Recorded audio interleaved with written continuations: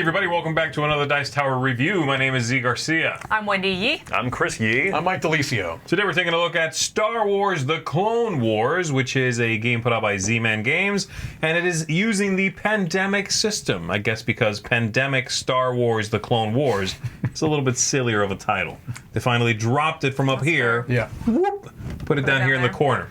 But it is using some of those ideas from Pandemic and the entire, idea of that, the way things propagate and all that, with a bunch of twists on all of those things. So if you are familiar with Pandemic, make sure you watch this overview, because you might be surprised by a few things. Let me show you.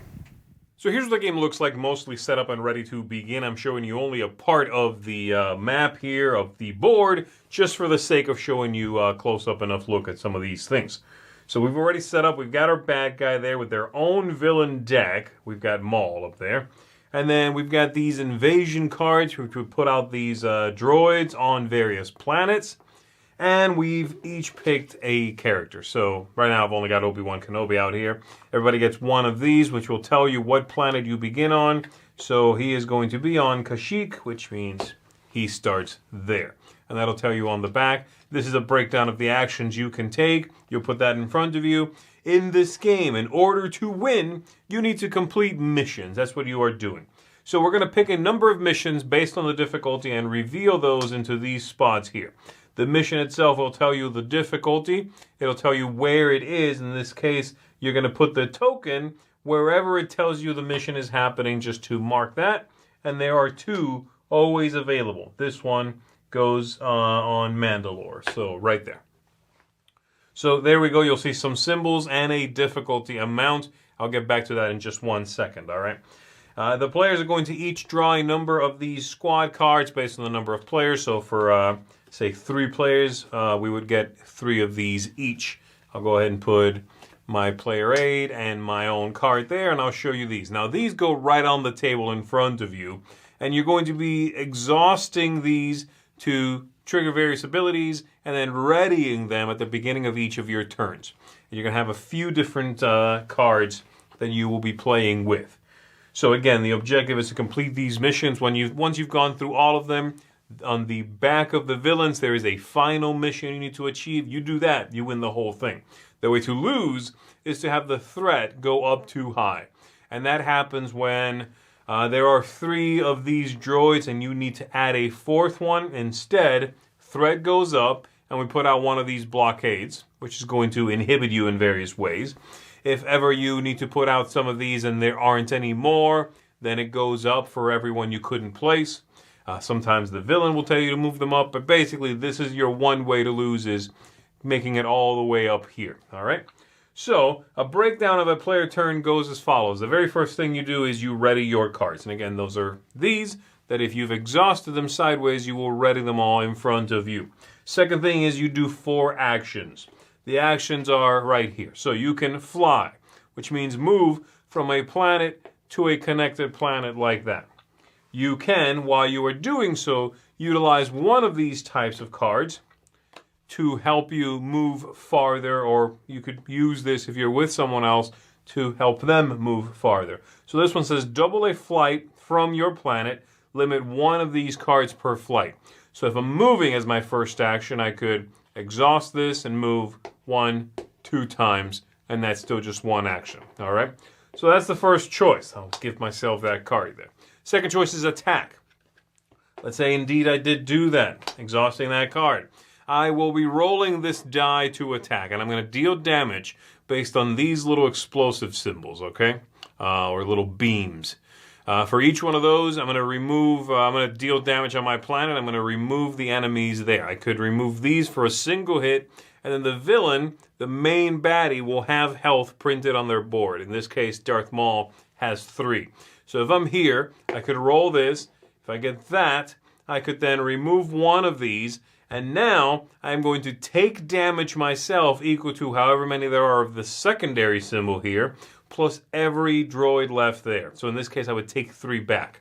However, I can enhance that by exhausting some of these cards. And the attacking ones come in 2 colors. You have red and you have purple. They do the same thing. The main limitation is you cannot exhaust both types to enhance one of these abilities. So I could, having rolled that, exhaust both of these, and they say add one of those hits to an attack on your planet. I would exhaust one, I would exhaust the other, and now I've rolled 3. I eliminate all of these, and I still take 1 hit. The way you take a hit is by, well, discarding a card, or you can just exhaust one of these cards that prevents a hit. Like this one here says, prevent 1 damage to a Jedi on your planet. If I had this one as well, I could just exhaust that and prevent that hit I would have taken. If I didn't, I'd have to discard a card. It could be an exhausted one, but I'd have to lose something. And I have a hand limit, by the way, or I guess a tableau limit of 7 cards. So those are the first 2 actions, flying and attacking. Next, I can reinforce, which means I draw one of these cards, add it to my display. Or I could attempt a mission, which is I go to one of these places, I roll the die, I contribute cards of these necessary types, the only types I am allowed to contribute, and I try to hit a specific total. If there are other players there with me, they could help me try to achieve that total. They will sometimes have when completed abilities or when you attempt the mission abilities. And when you do indeed finish it, this will go away, we'll reveal the next one, and we'll move the marker for the mission, this thing here, to the next location, the correct location. Once I've done my 4 actions, I'm going to activate the villain. And the villain will do whatever it is they do. You'll flip over a card and see what happens. Then we are going to invade planets by drawing cards from this deck equal to whichever number is highlighted here, and adding 1 droid to each of those planets. Once that's done, it goes to the next player, and we keep going around and around the table until we win by completing these and then the final mission on the back of Darth Maul there, or we lose by this making it all the way up here. That's the game. All right, there we go. So we'll come back to that point about things being different in just a little bit, but let's first jump into the theme, I guess, sort of the first impression here. Look, theme. I love that Star Wars keeps coming back to the clone stuff. You know what I mean? I think they do it in the cartoons TV too, right? shows too, right? Yeah, like that's time and place in the entire sort of Star Wars spectrum of stuff. They love to play in there. So I went into this game with, I know I shouldn't, but I had some reservation, some hesitancy, because Attack of the Clones is one of my least favorite movies that I've watched multiple times in my life, because I keep thinking there's something there, right? I go into this era of Star Wars with some apprehension, forgetting that, oh yeah, Star Wars Clone Wars, the animated series, which that's what this is based off of. Yeah. Is really good, actually. Yeah. And they keep coming up with new Star Wars shows that kind of involve this or hint back to it or have characters from this. Yeah. There's a lot of good quality stuff. So I shouldn't go into this game with that level of apprehension. Yeah, I mean, the cartoon, this is very much a cartoon that uses this, but the people don't look like these people in the cartoon, right? No, They're look very more, they're super cartoony. They're kind of blocky almost. Yes. Yeah. So this is clearly the actors, many of these, from these movies.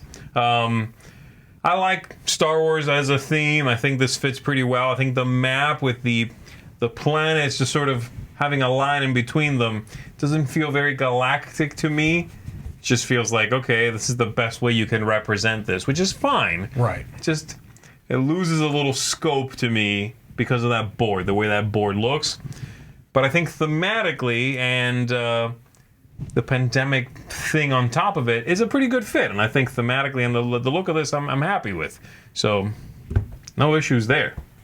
No, I thought that whenever you see an IP-based game that's off of an existing system, that doesn't happen a lot, but it happens every so often. A lot of times you'll feel like the things that they add, like the minis in this case, are superfluous. I think they're actually nice here. I think that they did a nice job with the minis. I feel like they're a good quality, but they're not. It doesn't feel like an overproduced game.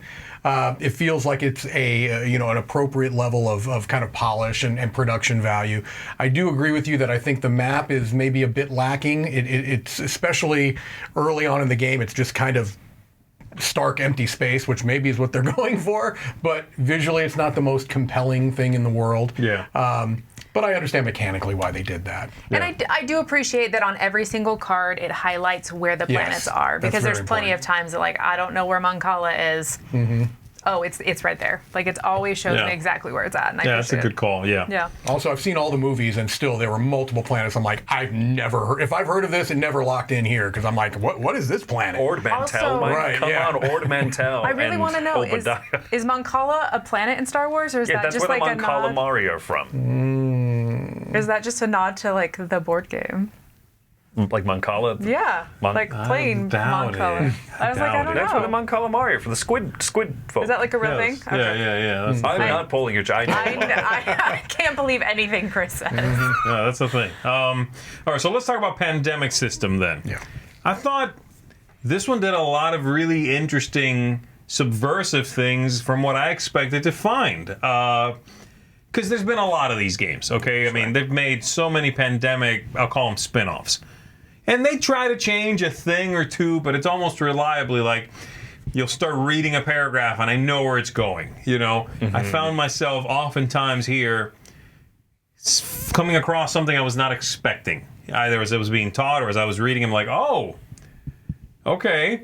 There's not 6 ways to lose, 1 way to win. That's different, and just everything. I mean, there's no hand management. It's all on the table, which I guess you could say it's kind of hand management.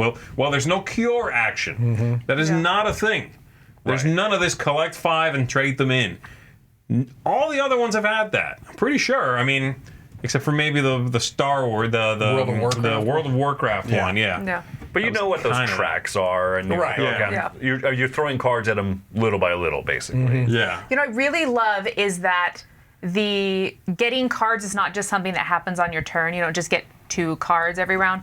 It's an action, so you have control over that. Yeah. Because a lot of times in a pandemic game, I feel like, okay, we're just waiting. We're just burning our wheels. We're just trying to, I guess, spinning the wheels. But we're just trying to get stuff going and waiting for those cards to come out. And here you're just like, no, I'm going to spend my entire turn getting the cards that I want. I'm going to find at least 1 or 2 of them.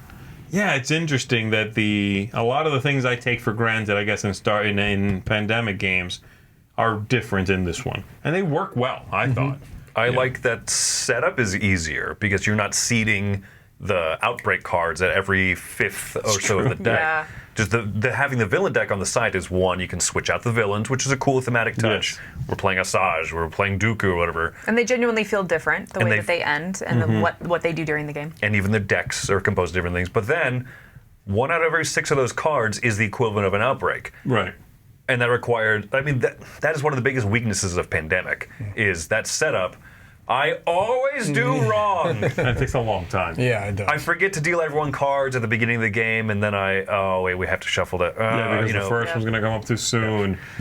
Yeah, I agree, and it takes a long time to set up Pandemic. You know, especially if you've got an expansion or two, you're gonna be setting up for a while. I agree. Pick a baddie, shuffle the decks, and go. I mean, pick the 4, 6, or 5 missions, whatever you're doing, and that's it. You're good to go. I really like that system too. The mission-driven objective is a neat idea. It ties well to the world at play here. The baddies, that's neat and nice. It has a nice modularity to it. I thought that worked out well. Yeah. I have a question for the table here. This is very much selling itself on 2 things, I think. Yeah. Number one, the IP, right? Anybody who's interested in Star Wars, and there's a few of them out there, are going to be paying attention to this game. But it is also being sold as a pandemic game, pandemic system game. Where's the pandemic here? Is it strictly the way that deck, you know, things that have kind of come up and hit are going to come back, get shuffled and put back on top? Is that... There's also the putting out the droids. Okay. You don't have outbreaks in the same sense, but you still move along that little threat track, and you make it harder to work in that space by adding those dreadnoughts out. I guess what I'm asking is, does this feel like a pandemic game to you? Yeah. I think it feels pandemic-y enough that they have to do this. Yeah. And I think it also feels not pandemic-y enough that I'm glad this is different. Right. You know what I mean? If this was pandemic Star Wars in a 1-to-1, I'm not interested. I have pandemic and like 4 spin-offs. Right. Yes. That are a little different enough that I'm generally content with those. But like the World of Warcraft one, it's the most recent, so I kind of keep coming back to that one. I thought it was interesting. I thought, switched up a few things. I also didn't find it different enough, or I guess, some of those things compelling enough, where I was like, oh, I need to have this one too. Right. Because I'm a big Pandemic fan. This one, immediately I thought was better than that game. Just more its own thing, more distinct. I don't mind if it borrows some things from Pandemic and then marches off on its own and does its own thing. I want that more. I want it to be more different. I know originally when Pandemic Iberia came out, there was a big confusion where people would go, is it just Pandemic with a different theme? Is this different? And you have to sort of convince people no, this is its own game. It's just hard when you look at it to see that it's its own game because they look really similar. Right. Yeah. This one, you're not going to have that problem. This one's more different. I think that's its strength. But at the same time, its core is Pandemic. Right. The infection track is now the invasion track, the threat, all that stuff where if they didn't put Pandemic system on the box, if they just said, this is a Star Wars, the Clone Wars, I would play it and go, wait a minute. Yeah, I agree. It'd be like, wow, this is real Pandemic-y. This is a ripoff. Right. Yeah. If it wasn't labeled that. Do you feel like the complexity is the same because there's a shorter setup, but also there's a little bit more with the dreadnoughts and the extra dudes that you bring out? You just feel like if you haven't played a Pandemic, if this was your first game, this would be just as welcoming. I think so. I think this is a great jumping in point. Yeah. I think the deck of player cards, at first blush, I thought, this is a lot of cards, and they all have different artwork and different names, but there's 4 cards in there. Right. Right, and at first by I color, thought they were different abilities. When I was dealt the first few cards, I was like, oh boy, this is going to be a lot. I need to figure out what all these things do. No. There's what 4 yellow different cards ones, do. and 2 are the same. Right. So, you know what I mean? It's it's not really, So I do think that this is pretty welcoming. Somebody who's never played Pandemic, but they're a big Star Wars fan, they like the idea of co-op games, or don't know co-op games. This is an easy recommend. Yeah, if you like the theme, you've never tried a game in which you work together. Oh, hold on, you're gonna love this. You're gonna eat this up. Star Wars working together against a baddie. Everyone has a face. Everyone has a name. You'll recognize so much if you're a fan. Oh, absolutely. Yeah, easy recommend. Yeah. I think so. The cast of characters they picked as the heroes. You have your main ones, and you have ones that are for fans of the Clone Wars. They didn't forget that this is a Clone Wars game. Right. This is not just Star Wars, but I'm going to say her name correctly. Unduli, whatever her name is. She's she's an important part. And now I'm not saying her name right, but she's an important part of Clone Wars. She has a cameo in Rebels. I'm a big nerd. There's really cool touches that make it feel like this game cares about Star Wars. It's not just window dressing on a cooperative game. This feels very Star Wars. And that's rare, honestly. Whenever you have an IP like this, something this big, on a proven system, you almost immediately, your mind goes to, oh boy, cash grab. Oh boy, here we go. This is not going to be for people who are really, really into this. But no, you're right. I think it is. This was done carefully. Got good stuff. So Chris and I did this really weird thing. Yeah. Someone had asked him if you can play against 2 of the villains. Kind of like a horrified. Kind of like a horrified thing. So we fiddled with it a little bit. We removed one of the objectives that you have to get done. Okay. And we threw 2 in, and we kind of house ruled it and made it up, but it totally 2-3 things. It totally worked. Okay. Totally worked. So We it's gonna still be like won, but it was still tight. So it'll be like a Yi variant on Yeah. Board Game Geek soon. Right. But you can dual wield your villains. if you I'm want. gonna look forward to that. This is the kind of game I could see a lot of people making some homebrew content for because of the passionate Because love of the that people love, have yeah. about Star Wars. Absolutely, yeah. All right, so how about some final thoughts, guys? Let's go around the table here. Who wants to go first? I'm going to go first because I have a strong suspicion I'm going to be the lowest score at the table. Okay. And this is really hard for me to articulate, which is bad because that's what I'm here to do. I'm going to do my best. I like Star Wars quite a bit. Seen all the movies, maybe not quite as in depth. I've dabbled in the TV shows and such. I like Pandemic. I've played all the Pandemic games. Something about this game kind of left me cold. Really? I felt like it made me question because it is different enough from Pandemic, and that's kind of why I threw that out to the table. It did feel different enough, but I still at the end of it felt like, am I done with Pandemic? Am I done with the Pandemic system? Because the game just didn't excite me. It was fine mechanically. It was solid, right? You can't fault the mechanisms in the game. They're proven, but they've been proven how many times now? Sure. You know, and I just, even with the innovation, and there is some innovation here, I still, at the end of it, felt like I'm kind of done with this. I don't really want to play it anymore. And so I'm coming at a 6. It's not mechanically unsound. I think if you maybe haven't played a bunch of the Pandemic games before, then take that into consideration when you hear my score. It's not a mechanical issue. It's just that something about it left me cold at the end, where I was like, that was fine. That's what I give a 6. It was fine. I don't think I want to play it anymore. Sure. So there you go. A 6 for me. Mechanically's fine, but I think I'm done with it. I'll speak a little bit to your defense before we continue on scores. I don't think necessarily that every person is meant to have played every Pandemic game and still be excited about the next one. That makes sense. So a 6 is Mike's score, and that's a Right. legitimate score. What do you got? 8.5. I really like this one. I like this one a ton. Like I said, I obviously am a big nerd in the lore and stuff. One of the most frequently watched YouTube channels that I have, outside of the Dice Tower, is Star Wars lore stuff. I like spending time in that universe. It's fun. Not necessarily the biggest fan of this time, like you said, Z. We keep coming back to the Clone Wars and stuff, but you know what? There's so much good material around here. Yeah, no, that's why, right? And it comes through, and I really like it. I really like this one. I like the changes. I like the mission system. Game's too easy? Throw in more missions. You want to start doing creative things? Throw in 2 bad guys at the same time. Change the number of missions you play. There's some good modularity to it. This score would be higher. I think one of my only complaints is that the missions do feel more or less similar. But then there's a few that do different things. Yeah. You start the chase on one planet, but you have to finish the mission somewhere else. That's kind of exciting. Yeah. I wanted to see more of those. This could have been even higher, but at an 8.5, that means I really like this. I'm going to keep playing it, and I would recommend it for people as a jumping in point or as a continuation of if you really enjoy Pandemic and you don't feel burnt out on it, yeah, this is a home run.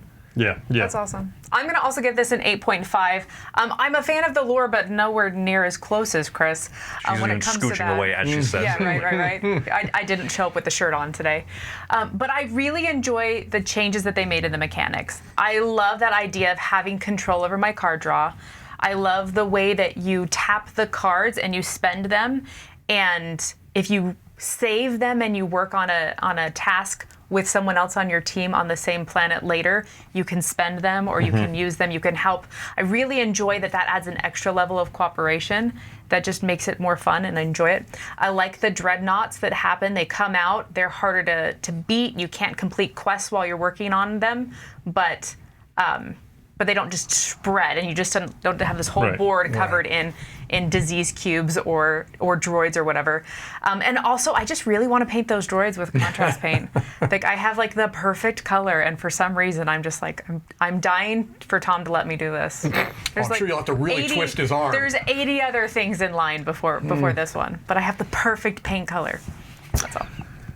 I keep oscillating, sort of vacillating between a couple of different scores. I think I'm going to plop right down in the middle at another 8.5 because I really like Pandemic stuff. I think mechanically this is both reverent to the old stuff, of which I've played a lot, and I get that it's like another Pandemic game, but they've changed enough in this one to be revitalizing. It really, I think, revitalizes the system. The bits it uses are wonderful. The bits it threw away and replaced work. It's amazing that they were able to take parts I thought would be irrefutable parts of any Pandemic system game and go, no, we're not doing that bit. We're doing this other thing. No, you don't draw cards at the end of your turn. What? You have to draw two. You have to draw 2 cards. What are you doing? Nah, we're not doing that. That's wild to me. And it works. It makes me want to swing down a little bit with my score because of the Star Wars thing. I'm not as big a Star Wars fan. Now, I'm a bigger Star Wars fan than like a World of Warcraft fan. Yeah. Wow. No, I'm just kidding. But it's not gonna hurt either. And I do like the droids and the little thing and the characters. I know them and recognize them, and there's some affinity there.